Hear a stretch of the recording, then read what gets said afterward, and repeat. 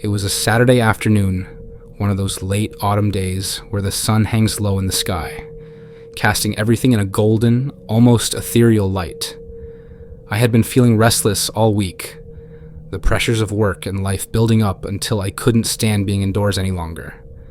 So I decided to head out to Cannock Chase, a place I often went to clear my mind. The forest had always been a refuge for me, a place where I could escape the noise of the world and find some peace. As I parked my car at the edge of the woods, I noticed how quiet everything seemed. There were no other cars around, no other people, just the faint rustle of leaves in the breeze. I shrugged it off, thinking that most people were probably home, enjoying the warmth of their living rooms rather than braving the chill of the outdoors. I set off down one of the familiar trails, the one that wound deep into the heart of the forest. The path was covered in a thick carpet of fallen leaves, their rich hues of red, orange, and gold crunching softly underfoot. The air was crisp, carrying the earthy scent of damp soil and decaying foliage. As I walked, the tension in my shoulders began to ease, the stress of the week slowly melting away.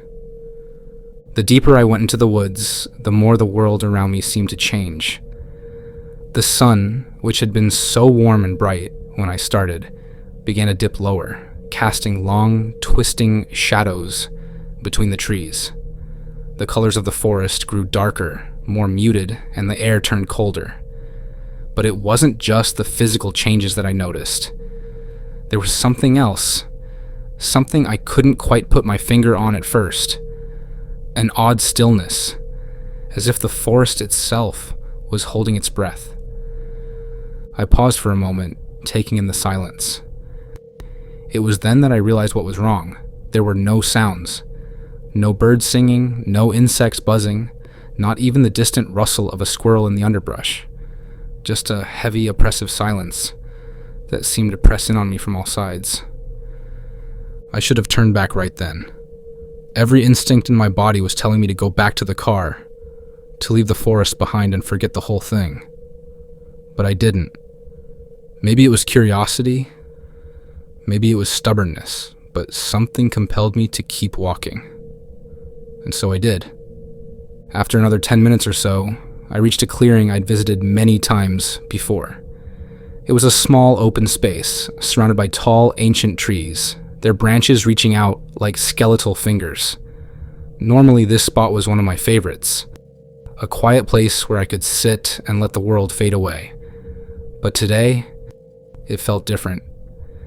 The air was colder here, the light dimmer, and the shadows seemed to dance at the edges of my vision, shifting and moving like living things. That's when I saw her. She was standing just at the edge of the clearing, half hidden behind a tree. At first, I thought she was just a trick of the light, a shadow cast by the setting sun. But as I squinted through the gathering gloom, I realized she was real. A little girl, maybe 8 or 9 years old, with pale skin and a white dress that looked like it belonged in another time. She was facing away from me, her head bowed, as if she were looking at something on the ground. My heart skipped a beat. What was a child doing out here, alone in the woods? I glanced around, expecting to see her parents, or at least some sign that she wasn't alone. But there was nothing, just the trees and the silence. "Hey," I called out, trying to keep my voice calm. "Are you okay? Are you lost?" She didn't respond, didn't even move. I took a cautious step forward, my concern growing. The ground was uneven beneath my feet, the thick layer of leaves hiding roots and stones that threatened to trip me up, but I kept my eyes on her, worried she might run off or disappear if I looked away. As I got closer, I could see that her dress was old, really old, like something out of a history book.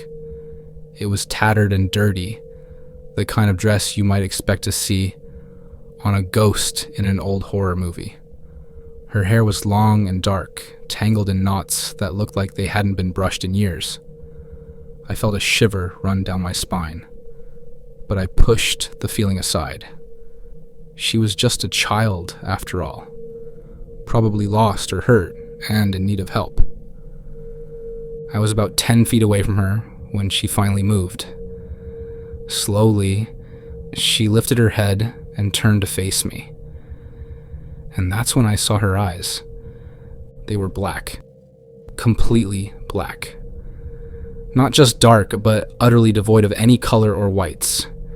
Just two deep, endless voids that seemed to swallow the light around them.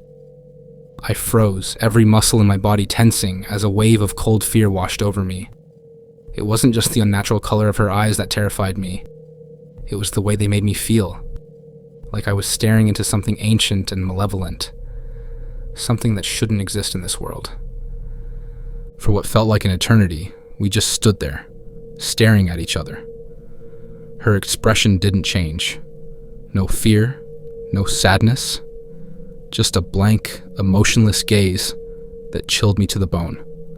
I wanted to run, to turn and sprint back to my car as fast as I could, but my legs refused to move. It was as if those black eyes had locked me in place, trapping me in a silent, suffocating darkness. "Can you help me?" she asked, her voice barely above a whisper. The sound of her voice broke the spell, and I took a step back, my heart pounding in my chest. Her words were soft, almost pleading, but there was something wrong with them. Something that didn't fit with the innocent appearance of a lost child. It was as if the voice was coming from somewhere far away, echoing through the forest with a hollow, unnatural resonance. I don't know, I stammered, my voice trembling. "What do you need? Are you lost?" She didn't answer. Instead, she took a step toward me, her feet moving soundlessly over the forest floor. The closer she got, the colder the air became, until I could see my breath misting in front of me. Every instinct screamed at me to run, to get away from her, but I couldn't tear my eyes away from those black, soulless voids. "Please," she whispered, her voice growing softer, more insistent. "Help me." I took another step back, my mind racing. This wasn't right. None of this was right. I had heard stories about Cannock Chase, tales of strange sightings and ghostly apparitions, but I had always dismissed them as nonsense. Now, standing face to face with this impossible, terrifying child, I didn't know what to believe. Suddenly, she stopped moving and just stood there, watching me with those empty eyes. Her expression didn't change, but I could feel her gaze boring into me, filling me with a dread unlike anything I had ever felt before. It was as if she was trying to pull me in, to draw me closer, and I could feel the edges of my mind starting to fray. I couldn't take it anymore. Without thinking, I turned and bolted, sprinting back down the path as fast as my legs would carry me. The branches whipped at my face, the leaves crunching underfoot as I ran, but I didn't dare look back. I could still hear her voice, faint and distant, echoing through the trees, begging me to come back, to help her. But I didn't stop. I couldn't stop. It felt like hours before I finally burst out of the forest and into the clearing where I had parked my car. I fumbled with my keys, my hands shaking so badly that I almost dropped them, but I managed to get the door open and scramble inside. I locked the doors, started the engine, and sped out of there, not daring to look in the rearview mirror until I was miles away. When I finally did look, there was nothing there, just the empty road behind me. But the fear didn't fade. Even now, as I sit here writing this, I can still see her face.